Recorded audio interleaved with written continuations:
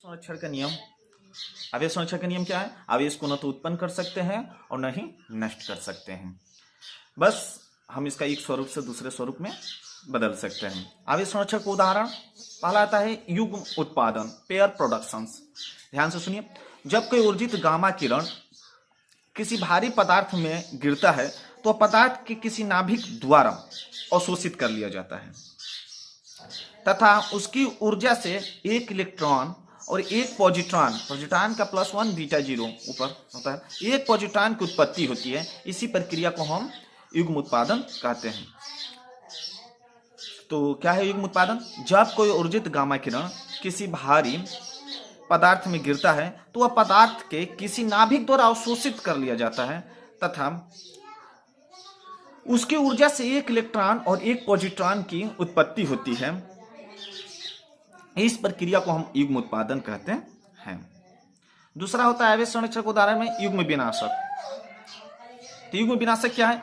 उसमें युग्म उत्पादन में क्या था कि आपको ध्यान से कि जब कोई ऊर्जित गामा किरण एक भारी पदार्थ पर गिरता है, इसमें जब कभी पॉजिट्रॉन व इलेक्ट्रॉन एक दूसरे के अत्यंत समीप आ जाते हैं तो वे परस्पर संयोग करके, ध्यान दो, वे परस्पर संयोग करके एक दूसरे को विनाश कर देते हैं। उनके स्थान पर दो गामा फोटॉन की उत्पत्ति हो जाती है। इस प्रक्रिया को हम युग्म विनाश कहते हैं। फिर से, युग्म विनाश किसे कहते हैं? जब कभी एक पॉजिट्रॉन व एक इलेक्ट्रॉन एक दूसरे के अत्यंत समीप आ जाती है तो ये परस्पर आपस में संयोग करके एक दूसरे को विनाश कर देते हैं, जिससे दो गामा फोटॉन की उत्पत्ति होती है। इस प्रक्रिया को हम युग्म विनाश कहते हैं। अब अगला टॉपिक है कूलाम का नियम और वैद्युतशीलता। तो कूलाम का नियम मैं इसमें ही बता दे रहा हूं और इसको हम आगे बोर्ड पर हल करेंगे, यानी मैं आपको हल करके नेक्स्ट वीडियो में बताऊंगा।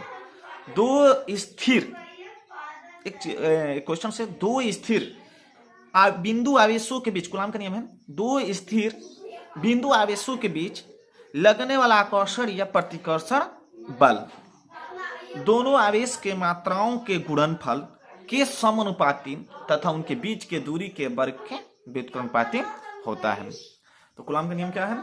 दो स्थिर बिंदु आवेशों के बीच लगने वाला आकर्षण या प्रतिकर्षण बल उनके गुणनफल के समानुपाती तथा उनके बीच के दूरी के वर्ग के व्युत्क्रमानुपाती होता है।